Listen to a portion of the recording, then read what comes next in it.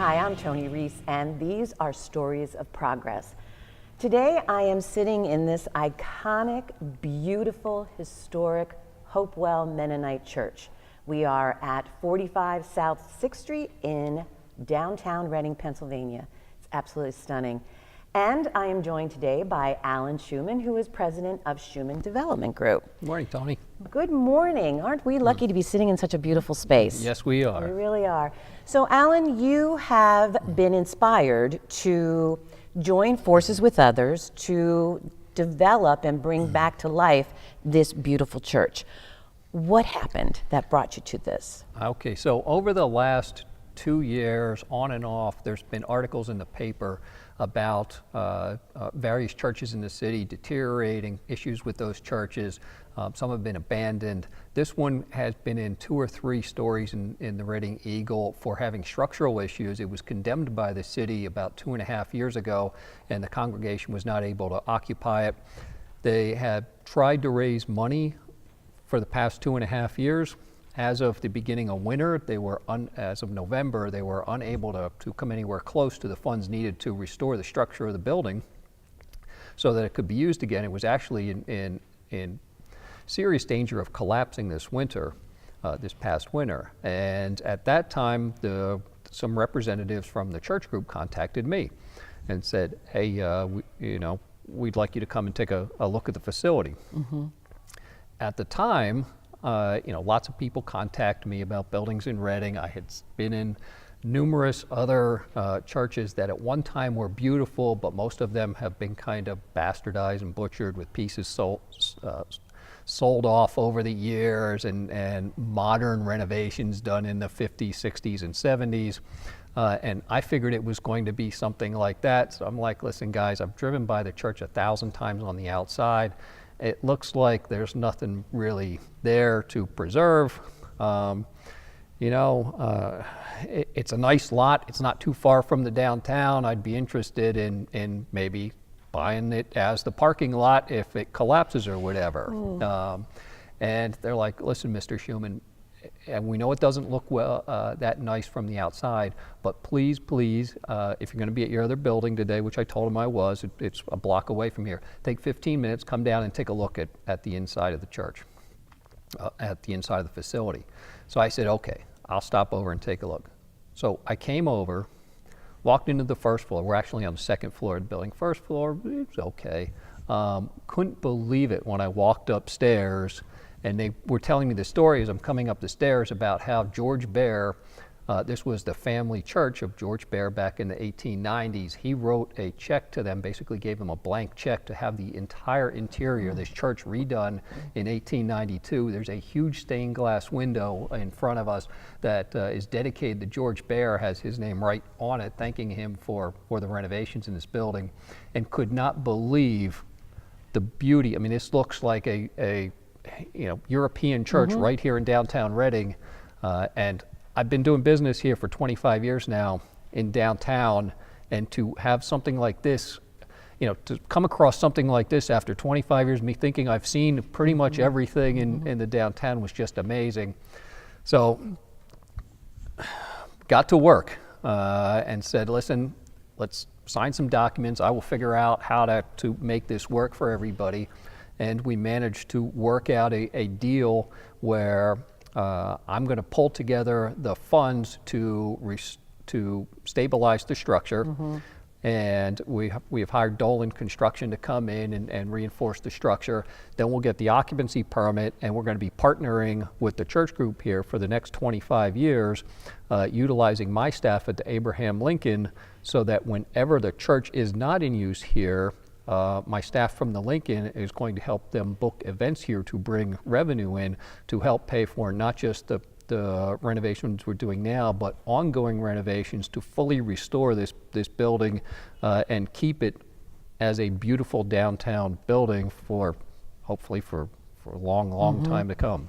Well, it truly is amazing, and I could imagine having a wedding in here, and then again, as you say, in the future events, in the event space on the first level.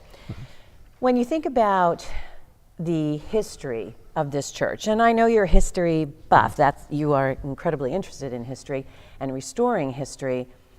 And what you're doing to help preserve the history in this building, what impact do you think it would have in the future for Reading, preserving the history of this church? Well, this church was built, again, it was built in the 1850s, but everything you see inside here was done in the 1890s, which was really Reading at its peak. Over the last 300 years, give or take, that Reading's been around, the peak of that was really, at the time of the Reading Railroad and all of that, the big business and all that money flowing into Reading from about the 1880s to about the 1930s.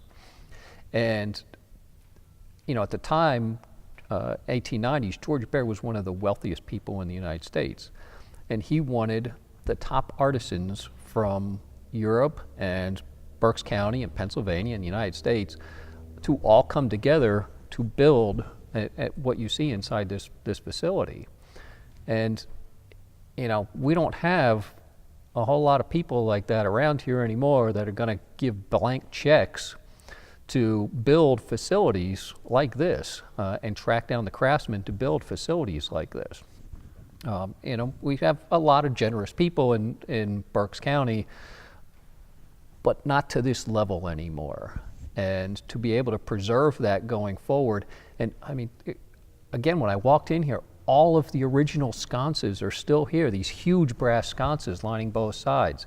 The woodwork is amazing. The marble pulpit, the Bavarian stained glass, it's just, this is the type of stuff that you find in New York or Philadelphia or whatever, but you find it being stripped out and sold off in pieces all over the place. And, to be able to preserve it in its original location right here in downtown Reading and make it available to the public, for select use, it really brings brings something special to downtown Reading that you're not going to find in Lancaster, Allentown, Bethlehem, Harrisburg. A facility like this.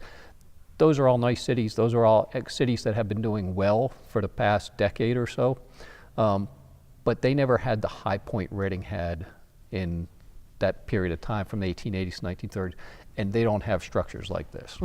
It really is preserving the beauty, but you can tell by the way you talk about it, it is also inspirational, not from the church standpoint only, but the beauty, the artwork, the potential, bringing that heartbeat back and giving it back as a gift to those who want to use it and be in such an inspired space. That's an amazing story of progress. In conclusion of this interview, I had read an article about this church.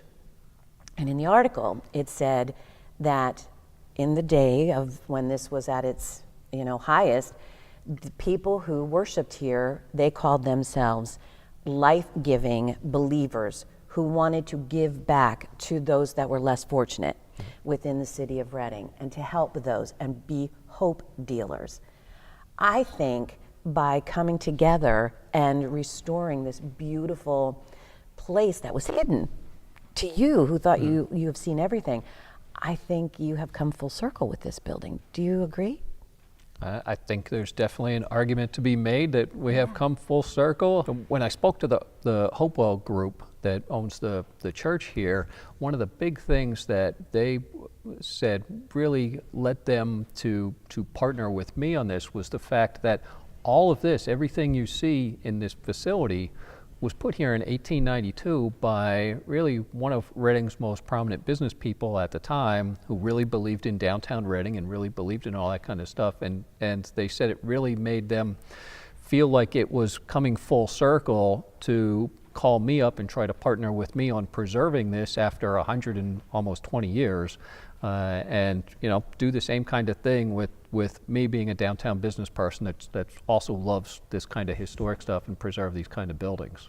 It really truly has come full circle, and thank you so much for agreeing to do the interview, telling the story, which is really just the beginning, isn't it? It's a new beginning. New stories are going to be created here, and I can't wait to see all that unfold. Thank you so much. This is Stories of Progress. Thank you, Tony.